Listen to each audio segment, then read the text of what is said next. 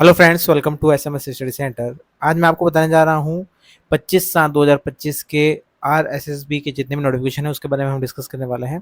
तो सबसे पहले मैं आपको बताने वाला हूँ पटवार 2025 एग्जाम शेड्यूल एंड गाइडलाइंस, और उसके बाद हम देखने वाले हैं exam 2025 regarding normalisation formula adopted by the RSSB, और तीसरा देखेंगे जूनियर इंजीनियर करिंगडम या सुदीप पत्र जो भी आया हुआ है, और उसके बाद देखने वाले हैं upper primary school teacher 2022 Urdu final recommendation and cut off marks.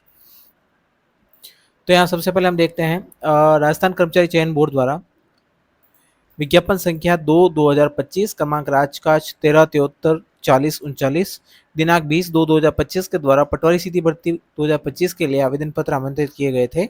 उक्त परीक्षा का आयोजन निम्न तालिका में अंकित कार्यानुसार किया जाएगा। तो यहाँ पर पटवारी की जो सीधी भर्ती परीक्षा है वो 17/8/2025 को होने वाली है, मॉर्निंग शिफ्ट और इवनिंग शिफ्ट के अंदर, और प्रातः 9 बजे से मध्याह्न 12 बजे तक और अपराह्न 3 बजे से 6 बजे तक। तो पहली जो शिफ्ट है वो सुबह 9 बजे रहेगी और जो दूसरी शिफ्ट है वो 3 बजे रहेगी। अतः उक्त परीक्षा के अभ्यर्थियों को निम्नानुसार सूचित किया जाता है कि आवेदक यह सुनिश्चित कर ले कि वे बोर्ड कार्यालय की उक्त विज्ञप्ति के अनुसार निर्धारित पात्रताएं और शैक्षणिक योग्यता रखते हैं। अभ्यर्थी अपने पहचान पत्र में फोटो यदि 3 वर्ष या उससे अधिक पुरानी है तो उसे अपडेट करा लिया जाना सुनिश्चित करें, ताकि परीक्षा जन के समय परीक्षा प्रवेश पत्र में प्रिंट फोटो का मिलान आपके मूल पहचान पत्र में हो सके तथा आपके प्रवेश के समय कोई कठिनाई ना हो। आपके मूल पहचान पत्र की फोटो का आपके चेहरे प्रवेश पत्र की फोटो से मिलान होना आवश्यक है, अन्यथा आपको परीक्षा केंद्र में प्रवेश की अनुमति नहीं दी जाएगी। तो आपको अपना जो भी फोटो है वो यहाँ पर चेंज कर लेना है।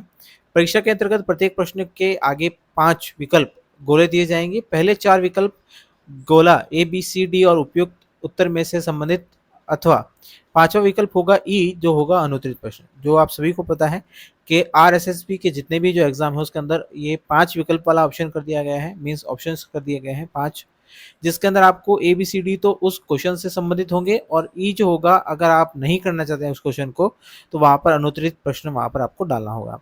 अभ्यर्थी को ओएमआर उत्तर पत्रक पर संबंधित प्रश्न क्रमांक के लिए सही उत्तर निर्देश करने हेतु एबीसी या डी अर्थात पहले 4 में से केवल एक विकल्प गोला नीचे बॉल पॉइंट पेन से गहरा कर भरना होगा। यदि अभ्यर्थी कोई प्रश्न पत्र का उत्तर नहीं देना चाहता है तो पांचवा विकल्प भरे। यदि पांचों विकल्प में से कोई भी विकल्प गोला नहीं किया गया है तो प्रश्न के अंक का 1/3 भाग काट लिया जाएगा। देखिए यहाँ पर जो भी क्वेश्चन है उसका 1/3 जो भी मार्क्स है वो काट लिया जाएगा अगर आप यहाँ पर उस क्वेश्चन के अंदर कोई भी गोला नहीं भरते हैं तो इस बात का आप ध्यान रखिएगा कि आपको यहाँ पर कोई ना कोई एक गोला यहाँ पर भरना है। कोई भी एक मार्क को यहाँ पे कंप्लीट करना है ऑप्शंस को।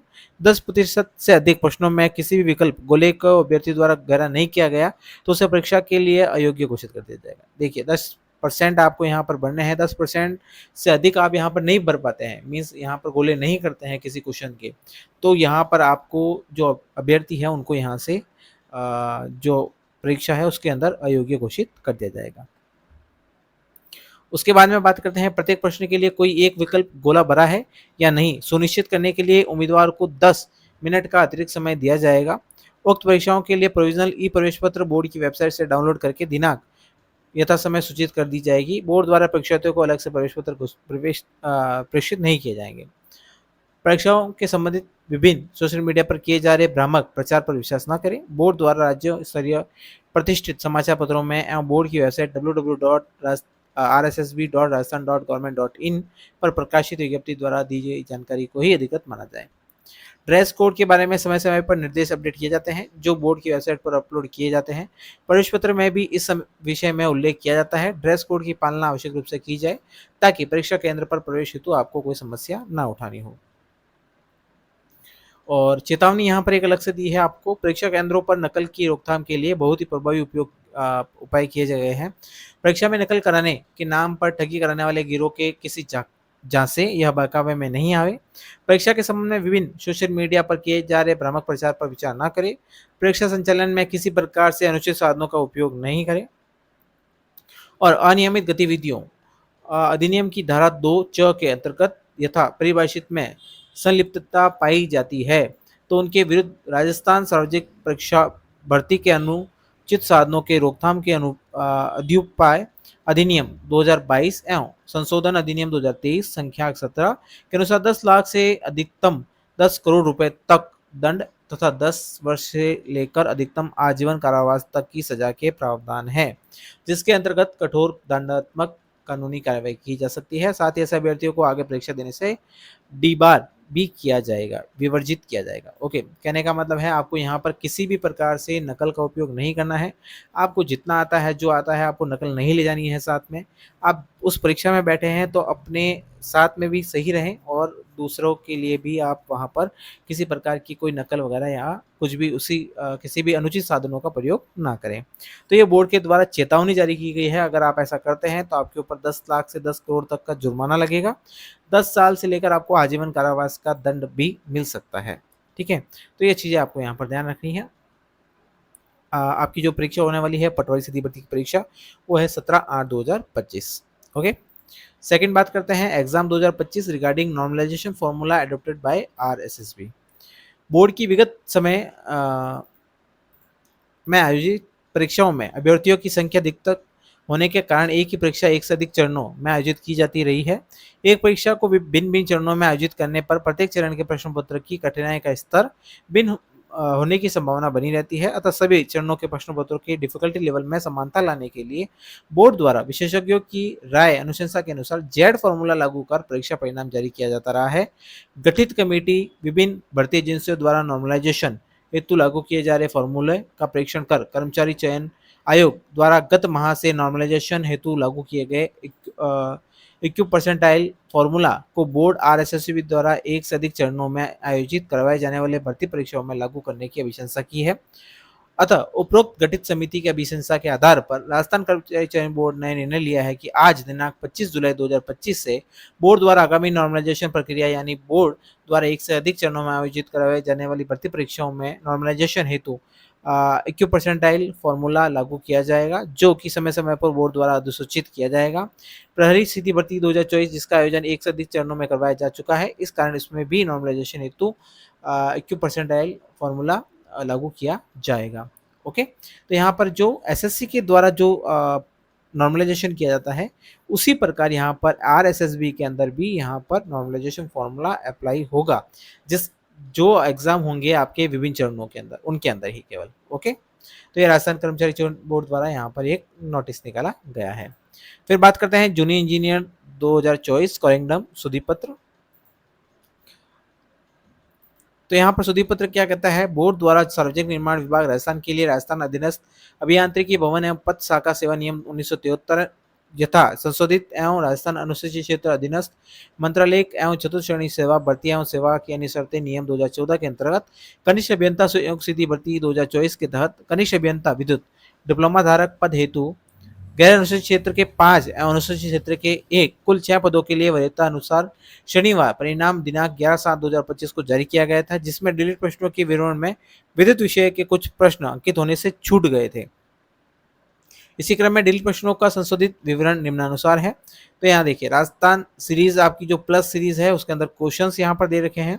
डिलीटेड जो क्वेश्चंस है यहाँ पर 0 है, और राजस्थान जीके के अंदर और इलेक्ट्रिकल के अंदर आप भी यहाँ पर 0 है, आर सीरीज के अंदर भी 0 है, और इलेक्ट्रिकल के अंदर भी 0 है, डब्ल्यू के अंदर भी 0, और यहाँ पर जेड के अंदर भी 0 और एन के अंदर, ए के अंदर, रुपीज़ के अंदर, सी के अंदर, पी के अंदर और क्यू के अंदर, ओके, टी और एक्स के अंदर। तो यहाँ पर सभी के अंदर यहाँ पर जो भी क्वेश्चन है उसके अंदर यहाँ पर डिलीटेड जो क्वेश्चन है वो 0 है।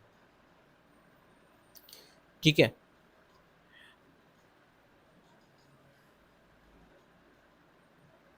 ओके,